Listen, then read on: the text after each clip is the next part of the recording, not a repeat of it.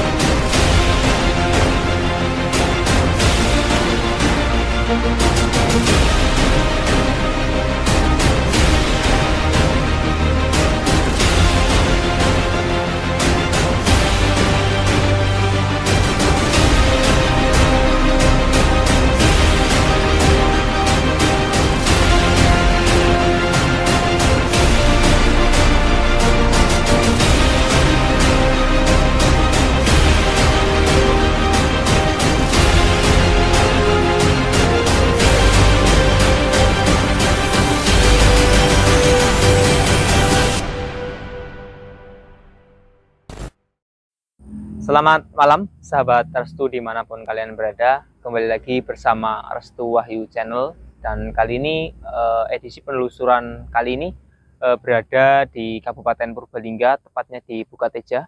Lokasi ini bertepatan di sebelah SMP Negeri 2 Bukateja. Ya, di belakang saya ini ada sebuah bangunan tua ya, yang dulunya kosong, yang sudah kosong sekitar kurang lebih 15 tahun. Dulunya tempat ini digunakan sebagai tempat penggilingan padi, namun di belakang saya ini dijadikan sebagai garasi mobil. Untuk penggilingan padi sendiri itu berada di sebelah bangunan ini, itu digunakan sebagai penggilingan padi. Ya, terlepas dari kegunaan bangunan ini, ternyata di tempat ini itu mengisahkan beberapa hal mistis. Yang salah satunya diceritakan oleh Bapak Kamin, penjaga rumah ini. Ada beberapa orang yang menyaksikan atau melihat beberapa sosok yang ada di bangunan ini, ya, seperti Gundurwo, ya, kemudian kuntilanak, ya, itu sesekali itu menampakkan diri kepada khalayak umum, ya. Namun dari Bapak Kamin itu sendiri belum pernah mengalami kejadian melihat hal-hal seperti itu, ya. Pak Kamin hanya mengalami kejadian mistis seperti ditimpuk pakai batu, namun tidak ada orang yang berada di sekitarnya, gitu ya. Dari kesaksian Pak Kamin itu sendiri, saya sebelum datang ke sini pun, sebelum saya masuk ke sini, saya bersama teman-teman itu juga mengalami hal yang sedikit agak mengejutkan bagi saya, karena di bangunan sebelah gerbang itu, yang berada di sebelah gerbang itu adalah bangunan yang saya rasa lebih cenderung ke kuat energinya, karena pas saya datang ke sini itu saya melihat sedikit bayangan hitam, dan juga ada beberapa sedikit bau amis di bangunan tersebut. ya. Juga saya tadi sore datang bersama teman-teman ke sini, itu saya juga melihat sedikit bayangan rambut ya. Entah itu apa, itu saya kurang tahu juga, karena yang berhak atau yang tahu hal-hal semacam itu Mas Restu itu sendiri. Ya, nanti kita bertanya dan dijelaskan oleh Mas Restu. Bisa nanti Mas Restu. Ya, saya Restu Wahyu. Tadi yang udah disampaikan sama Mas Udin dan pembukaan tempat ini, dan kita bareng-bareng menelusuri rumah ini ada apa aja hal yang emang berkaitan dengan mistis. Walaupun tadi saya kesini sore sekitar jam 5 dan saya datang ke sini, emang saya melihat tempat bagian depan ataupun bagian sini emang ada aura mistis, emang ada gesekan satu sosok yang menurutku pribadi itu janggal. Kenapa janggal? Karena sosok ini melibatkan hal-hal yang dia melakukan berkaitan dengan hal gaib yang dilakukan hanyalah orang-orang tertentu yang memahami hal seperti itu. Tapi tidak sampai di situ aja, kita mau lihat tempat di dalam ini ada apa aja, apakah ada hal janggal atau hal yang emang tak kasat mata untuk kita lihat. Ayo kita bareng-bareng masuk ke dalam.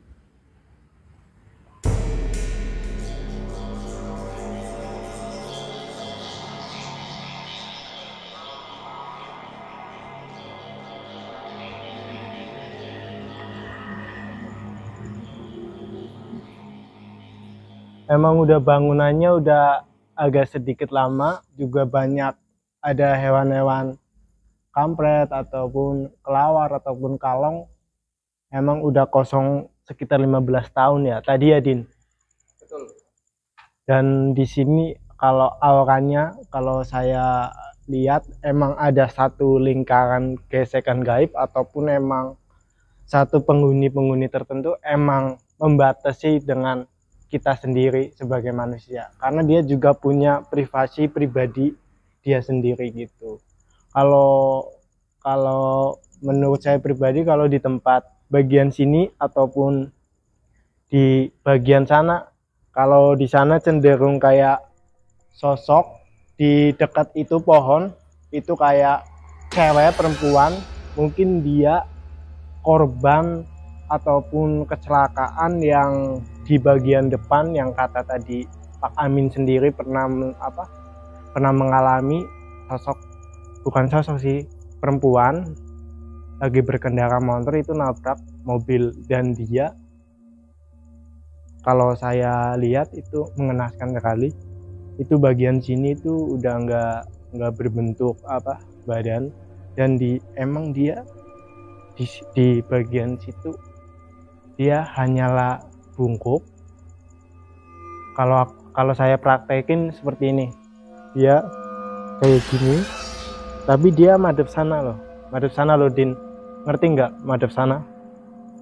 Dia kayak gini dipegangin, mungkin bagian sini sama sini tuh kayak nggak ada gitu, tapi dia juga tidak mengganggu di sini. Tadi kalau menurut warga di tempat sini kan banyak kejadian kayak dilempar batu ataupun apa. Mungkin kalau menurut saya pribadi itu kayak semacam satu energi dari tempat lain ataupun energi yang bertabrakan dengan tempat sini gitu. Jadi ada goncangan satu karena bentrok gitu.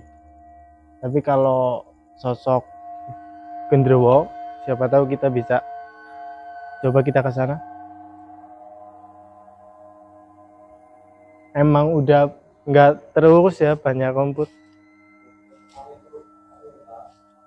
Iya, paling di sini. Kalau di sini yang saya lihat dulu, emang kalau saya ngungkit ke masa lalu tempat ini, emang ada banyak yang tidak suka sama tempat ini. Contoh, dia pengen ngancurin tempat ini dan emang hancur dan bangkrut gitu.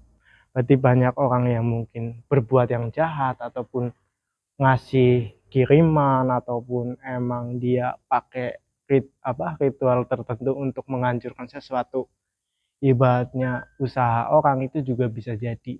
Karena di sini saya melihat sosok yang aneh gitu, kayak seperti siluman, dan sosok itu berbentuk yang kayaknya yang bau amis itu loh, Din, yang tadi kamu cerita. Yang di depan ya? Yang di depan.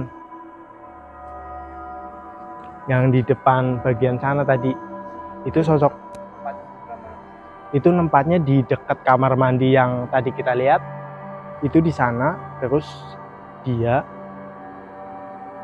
itu melakukan ibaratnya ikatan ataupun perjanjian itu pas dia lagi hamil gitu.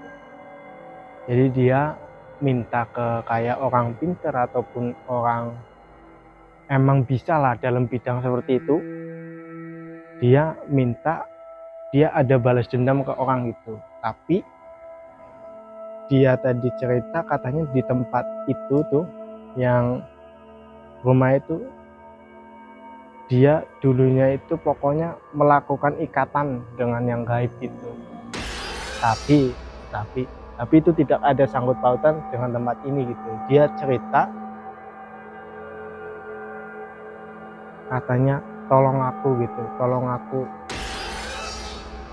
Tapi kan kita berusaha untuk memindahkan dia ke tempat yang lebih baik ntar. Tapi kalau dalam segi dia dulunya, kalau saya flashback ataupun ke belakang, dia pernah ibaratnya melakukan ikatan kayak dia puasa, kayak dia mungkin lakuin ritual, ataupun emang dia benar-benar ibaratnya ke tempat orang bisa terus ngikat perjanjian, dan sampai hari yang dituju itu sama sang yang emang benar-benar bisa ritual itu, dia malah diambil gitu nyawanya sama yang di dalam tubuhnya itu. Jadi di bagian ini dulunya dia bolong, dan dia itu ninggalnya model itu kakinya kayak gini loh, kakinya seperti ini, jadi gini ngangkang. Jadi kalau saya lihat tubuhnya dia kayak gini, tapi rambutnya ini seperti ini gitu. Tapi dia dari tadi di bagian sini, di sini dia ngikutin kita dari tadi. Mungkin kita panggil Mas Vira untuk berkomunikasi dengan sosok itu.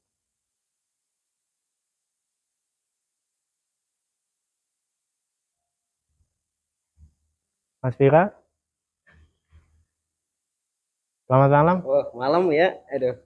Udah siap untuk ini enggak iya, iya lama, karena kita yang nomor satu punya kesibukan masing-masing, juga banyak yang emang banyak kerja semua gitu. Tadi Mas Vira sendiri, selama kita di sini ya bertiga sama Mas Udin, Mas Vira dan saya, itu kan Mas Udin merasakan sosok perempuan itu emang dari tadi kita bahas-bahas itu nggak ketemu. Ternyata sosok itu pernah melakukan ritual tertentu dan dia ditumbalkan gitu. Tapi kisah ibaratnya detailnya itu saya belum tahu. Mungkin kalau kita berkomunikasi dengan dia, siapa tahu dia bisa agak sedikit terbuka dengan kita. Setuju Mas Udin? Di sini aja Mas Udin. Sana? Boleh. Takut itu ya? Siap.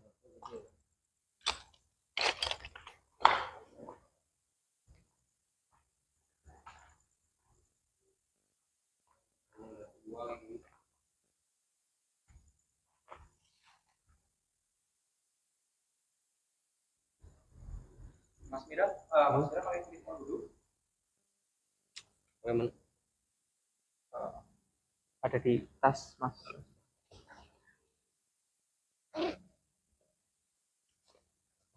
Gimana Mas Mira, tempat ini gimana rasanya? Ya, ada lumayan. Pencet ya Din. Iya, ditahan. Iya. Soalnya tadi pas saya datang ke sini itu Yang di depan itu. iya, Udah siap? Oke. Mas ya?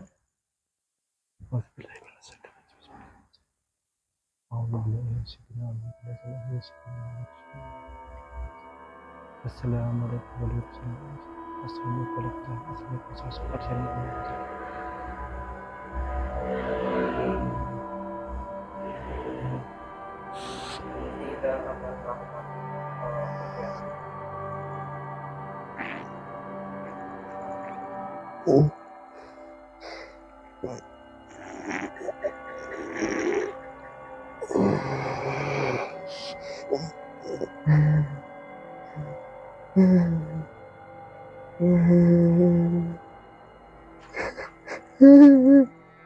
Selamat malam.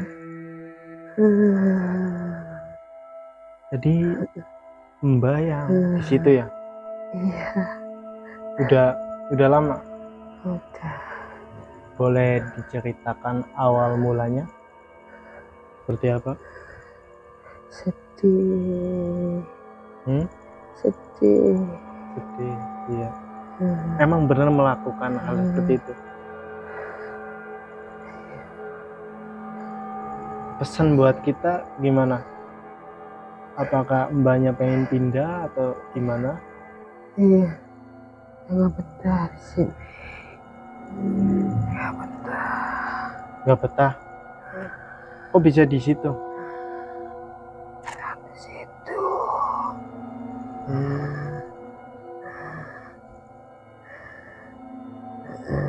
Udah lama di situ?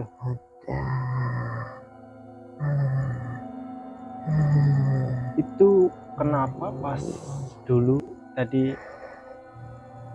sampean sendiri cerita sama saya katanya pernah melakukan ibaratnya perjanjian khusus dengan hal gaib, mbaknya sendiri yang menjadi korban dan sekarang jadi seperti ini.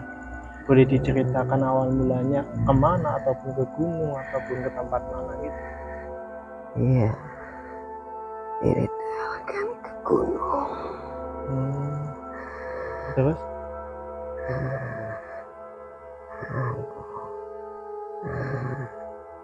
Saya jatuh. Jatuh? Meninggalnya. Oh, itu bukan diakalin sama dukun sendiri bukan? Apa jatuh apa gimana? Iya, diakalin. Oh.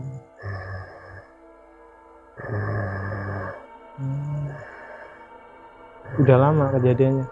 Udah. Kalau aku antar ke tempat yang lebih baik mau? Mau. Ada pesan buat kita buat teman-teman Restu Wahyu semua yang di rumah, gimana pesannya? Jadi orang harus orang baik. Iya, terus? Sopan santun. Iya.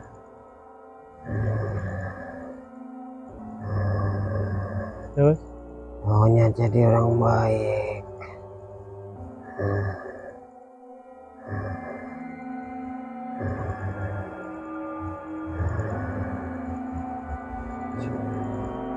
Aku pindah ya, Kemana? tempat yang lebih baik. Ya.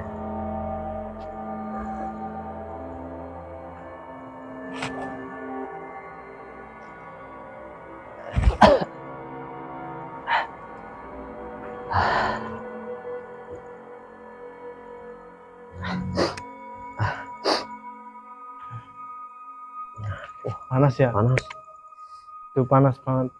Karena sosok yang tadi itu tidak bisa diceritakan dengan kata-kata. Dia kayak mau ngomong itu malu gitu sama. Susah gitu ya. Ya maksudnya Kayak susah gitu. dia malu untuk bercerita apa yang terjadi di hidup dia gitu. Kalau menurut saya hal seperti itu jangan diikutin lah. Iyalah. Karena tidak baik. Yang kedua juga jadi terjebak di dalam lingkaran tersebut gitu.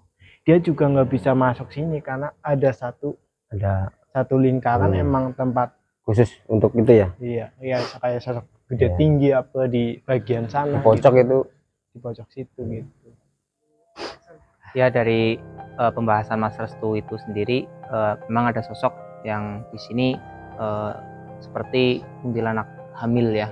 Dan kenapa dia bisa hamil seperti itu? Karena dulunya itu melakukan sebuah perjanjian dengan hal gaib, dan akhirnya orang yang melakukan perjanjian itu malah nyawanya diambil oleh sang dukun itu ya. Jadi kisahnya itu kayak apa ya, orang bersekutu dengan hal yang tidak terlihat, namun sebelum apa yang dia inginkan itu terwujud atau tercapai, itu malah nyawanya itu hilang duluan ya. Jadi buat teman-teman, pesan yang bisa dipetik dari sosok ini, melakukan hal-hal yang seperti itu sangatlah tidak baik, dan itu bakal berimbas pada diri kita sendiri ya, kebahagiaan kita sendiri dan kebahagiaan keluarga kita, orang sekitar kita, seperti itu. Mungkin dari satu sosok ini itu saja yang bisa kita pelajari ya. Dimanapun kita berada, kita harus selalu berbuat baik dan selalu menjaga sopan santun. Mungkin itu saja yang dapat saya sampaikan, kurang lebihnya mohon maaf. Sampai jumpa di video selanjutnya. Assalamualaikum warahmatullahi wabarakatuh.